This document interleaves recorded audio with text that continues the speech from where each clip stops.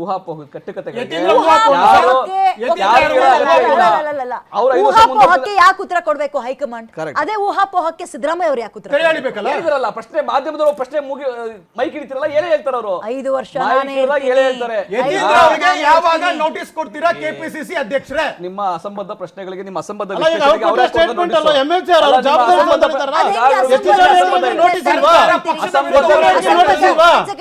ಅಸಂಬದ್ಧ statement ಅಂತ ನೀವ್ ಹೆಂಗ್ ಸರ್ ಜಡ್ಜ್ಮೆಂಟ್ ಕನ್ಕ್ಲೂಷನ್ ಅಸಂಬದ್ಧ ವಿಶ್ಲೇಷಣೆ ಇದು.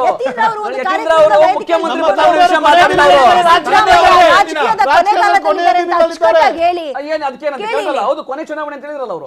ಕೊನೆ ದಿನಗಳು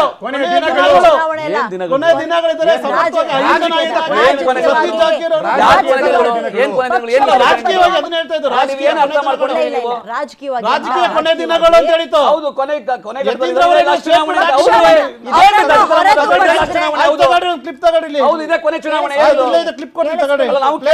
ಹೊರತುಪಡಿಸಿದ್ರೆ ಪಕ್ಷದ ನಿಮ್ದು ನೋಡ್ಕೊಳ್ರಿ, ನಿಮ್ದು ಮುಗ್ದೋಗಿದೆಯಲ್ಲ.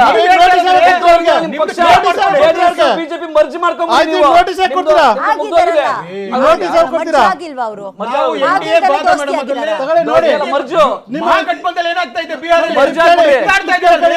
ಕಿತ್ತಾಡ್ತಾ ಇದೆ ಒಂದು ಸೀಟ್ ನೋಟಿಸ್ ಕೊಡ್ತಾರಲ್ಲ ಮೇಡಮ್ ಇವ್ರಿಗೆ. ರಂಗನಾಥ್ ಅಂದ್ರೆ ಡಿ ಕೆ ಶಿವಕುಮಾರ್ ಕಡೆ ಇರೋರು ಮಾತ್ರ ನೋಟಿಸ್ ಕೊಡೋದಾ? ಸಿಎಂ ಕಡೆ ನೋಟಿಸ್ ಕೊಡಲ್ವಾ? ಲಾಸ್ಟ್ ಒಂದೊಂದು ನಿಮಿಷ ಕಾಮೆಂಟ್ ಕೊಡ್ತೀನಿ ಪ್ಲೀಸ್. ಕುರುಡು ಕಾಂಗ್ರೆಸ್ ಕುಣಿತಲಿತ್ತೆ, ಕನ್ನಡಿಗರನ್ನ ತುಳಿತಾನೆ ಇದೆ. ಅಭಿವೃದ್ಧಿನ ತುಳಿತಾ ಇದೆ.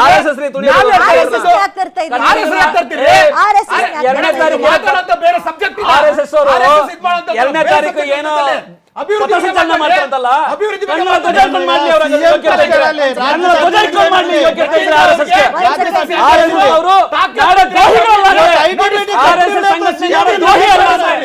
ಡೈವರ್ಟ್ ಮಾಡಬೇಡಿ.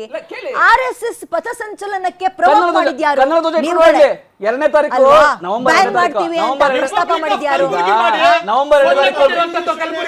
ಇಲ್ದೆಲ್ಲ ಇರೋರ್ ನಡುವೆ ದಂತಾಗ್ತಾ ಇರೋದು ಯಾರು? ಕಾಂಗ್ರೆಸ್ ಅಲ್ವಾ?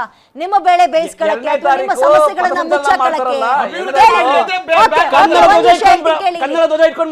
ರಾಜಣ್ಣ ಹನಿ ಟ್ರ್ಯಾಪ್ ಬಗ್ಗೆ ಸದನದಲ್ಲಿ ಪ್ರಸ್ತಾಪ ಮಾಡಿದಾಗ ಅಲ್ಲಿಗೊಂದು ಡೈವರ್ಟ್ ವಿಷಯ ತರ್ತೀರಾ. RCB ಕಪ್ ತುಳ್ತಾದಾಗ ಒಂದು ಡೈವರ್ಟ್ ವಿಷಯ ತರ್ತೀರಾ.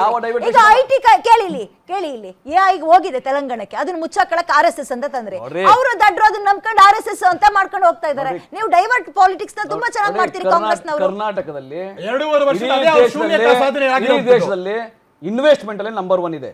100 ಕಂಪನಿಗಳು ಇಲ್ಲಿ ಬಂದವೆ. ಹೋಗಿರೋ ಕಂಪನಿ ನಾವು ದುಃಖ ಪಡೋದಿಲ್ಲ. ಆದ್ರೆ ಇಲ್ಲಿ ಬಂದಿರ್ತಕ್ಕಂಥ ಈಗ ಫಾಕ್ಸ್ಕಾನ್ ಕಂಪನಿ, ಆಪಲ್ ಐಫೋನ್ ತಯಾರಿಸೋ ಕಂಪನಿ ಫಾಕ್ಸ್ಕಾನ್ ಕಂಪನಿ ದೇವನಹಳ್ಳಿಗೆ ಬಂದಿದೆ. ನಮ್ಮ ಹೆಮ್ಮೆ ಅಲ್ಲ ಅದು? ಬಿಟ್ಕೊಡೋದಲ್ಲ ರೀ. ಗೂಗಲ್ ಬೆಂಗಳೂರಿನಲ್ಲಿದೆ, ಫೇಸ್ಬುಕ್ ಬೆಂಗಳೂರಿನಲ್ಲಿದೆ. ಅವ ಕಚೇರಿಗಳೆಲ್ಲ ಇಡೀ ಪ್ರಪಂಚದ ಅತ್ಯಂತ ಟಾಪ್ 500 ಕಂಪನಿಗಳಲ್ಲಿ 300 ಕಂಪನಿಗಳು ಬೆಂಗಳೂರಿನಲ್ಲಿ ಇದಾವೆ.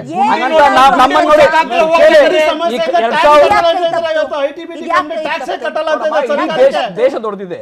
ಆಂಧ್ರ ಪ್ರದೇಶದವರು ಉಚಿತವಾಗಿ ಏನಾದ್ರು ಲ್ಯಾಂಡ್ ಕೊಟ್ಟು ತಗೊಂಡಿದ್ರೆ ಅದ್ರಾಗ ನಾವೇನ್ ಬೇಡ ಅನ್ನಕ್ಕಾಗಲ್ಲ.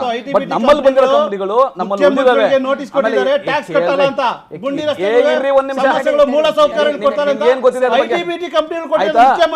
ಕರ್ನಾಟಕ ಇಡೀ ದೇಶದಲ್ಲಿ ನಂಬರ್ 1 ಇದೆ. ಮೂಲ ಸೌಕರ್ಯ ಸಾವಿರಾರು ಕಂಪನಿಗಳು ಬಂದವೆ. ಏನ್ ದೊಡ್ಡ ಬಿಜೆಪಿ ಒಂದ್ ಕಂಪನಿ ಬರ್ತಾ ಹೇಳ್ರಿ.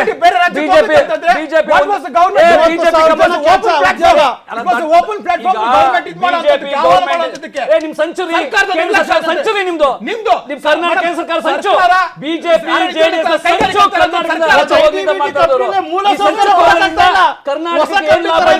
ನೋಡಿ ನಮ್ಮಿಂದ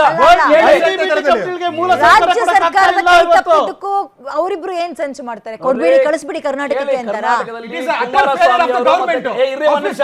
ಕೇಂದ್ರ ಸರ್ಕಾರ ಮತ್ತೆ ಆಂಧ್ರ ಪ್ರದೇಶ ಅಲ್ಲಿಗೆ ಹೋಗ್ಬೇಕಾಗಿತ್ತು ಅಂತ ಹೇಳಿ ಅವ್ರು ತಗೊಂಡಿದ್ದಾರೆ. ಅವರು ಕೇಂದ್ರ ಸರ್ಕಾರದ ಕುಮ್ಮಕ್ಕಿದೆ. ಅದಕ್ಕೆ ರಾಜ್ಯಕ್ಕೆ ಬಂದಿರತಕ್ಕಂಥ ಇನ್ವೆಸ್ಟ್ಮೆಂಟ್ ನೋಡಿ ಕೇಂದ್ರ ಸರ್ಕಾರಕ್ಕೆ ಒಟ್ಟು ಊರಿದೆ, ಬಿಜೆಪಿ ರಾಜ್ಯ ಸರ್ಕಾರ ಕೇಂದ್ರ ಸರ್ಕಾರ ಸರ್ಕಾರದ ಸಂಚು ಗೂಗಲ್ ಅವ್ರಿಗೆ ಏನಾಗಿದೆ ಸರ್ ನೋಡ್ರಿ. ನೀವು ಅಭಿವೃದ್ಧಿ ಕರೆಕ್ಟ್ ಆಗಿ ಕೊಟ್ಟಿದ್ರೆ ಎಲ್ಲಿ facilities ease of ಬರ್ತಾ doing ಇದ್ರು, business ಬರ್ತಾ ಅಂತ ಇದ್ರು. ಎಲ್ಲಿ stable government ಇದೆ? ಸಾವಿರ ಹೋಗಿ ಕಂಪ್ನಿ ಬಿಡಿ, ಸಾವಿರ ಹೋಗಿ ಕಂಪ್ನಿ ಬಿಡಿ, ಅಂತ ಇಲ್ಲ ಇಲ್ಲ ಡಂಪ್ ಸಾವಿರ ಮಾಡ್ತಾರೆ. ಕಂಪ್ನಿಗಳು ಬೆಂಗಳೂರು ಬಂದವೆ ಯಾರು? ಹೌದ್ರಿ ಬೊಂಬೆ ಬಿಡ್ತಾರೆ ಇವ್ರು. ಕಾಂಗ್ರೆಸ್ corruption ಇಂದ ಹೋಗಿರೋದು. ಸತ್ಯ ಮಾತಾಡೋದು ಹೋದಲ್ಲಿ ಅಲ್ಲ, ಇವ್ರಿಗೆ ಸತ್ಯ ಹೋಗಿ ಮಾತಾಡೋದು ಕಾರ್ಯಕ್ರಮ- ಬಿಜೆಪಿ ಜೆಡಿಎಸ್ ಸತ್ಯ ಮಾತಾಡೋದು ಥ್ಯಾಂಕ್ ಯು ಸೋ ಮಚ್ ಮೂರು ಜನಕ್ಕೂ. ಯತೀಂದ್ರ ಅವರು ಸಿದ್ದರಾಮಯ್ಯ ತಮ್ಮ ರಾಜಕೀಯದ ಕೊನೆಗಾಲದಲ್ಲಿದ್ದಾರೆ, ಪಕ್ಷವನ್ನ ಪರಿಣಾಮಕಾರಿಯಾಗಿ ಮುನ್ನಡೆಸುವಂತಹ ಜವಾಬ್ದಾರಿಯನ್ನ ಸತೀಶ್ ಜಾರಕಿಹೊಳಿ ಅವರು ಹೊತ್ಕೊಳ್ತಾರೆ ಅನ್ನೋ ಮಾತನಾಡಿದ್ದಾರೆ. ಇದು ಕೂಡ ಪಕ್ಷ ವಿರೋಧಿ ಚಟುವಟಿಕೆ ಆಗಲ್ವಾ? ಈಗ ನಾಳೆ ದಿನ ಅವ್ರಿಗೂ ಕೂಡ ನೋಟಿಸ್ ಕೊಡ್ತಾರಾ ಅನ್ನುವಂಥದ್ದು ಬಿಜೆಪಿಯ ಪ್ರಶ್ನೆ ಆಗಿದೆ. ಅಂಡ್ ಹಾಗಾದ್ರೆ ನವೆಂಬರ್ನಲ್ಲಿ ಏನೋ ಒಂದು ಕ್ರಾಂತಿ ಆಗುತ್ತೆ. ಡಿ.ಕೆ. ಶಿವಕುಮಾರ್ ಅವರ ಜೊತೆಗೆ ರೇಸ್ನಲ್ಲಿ ಈಗ ಸತೀಶ್ ಜಾರಕಿಹೊಳಿ ಅವರನ್ನ ಸಿದ್ದರಾಮಯ್ಯ ಅವರು ಬಿಡ್ತಾ ಇದ್ದಾರಾ ಅಥವಾ ಮಾನಸಿಕವಾಗಿ ಅವ್ರನ್ನ ಕುಗ್ಗಿಸುವಂತಹ ಪ್ರಯತ್ನನ? ಈ ಚರ್ಚೆಗಳು ಕೂಡ ರಾಜಕೀಯ ವಲಯದಲ್ಲಿ ಆಗ್ತದೆ. ಇನ್ನು ಒಂದು ತಿಂಗಳು ಕಾದ್ ನೋಡೋಣ ನವೆಂಬರ್ನಲ್ಲಿ ಕ್ರಾಂತಿನ ಭ್ರಾಂತಿನ.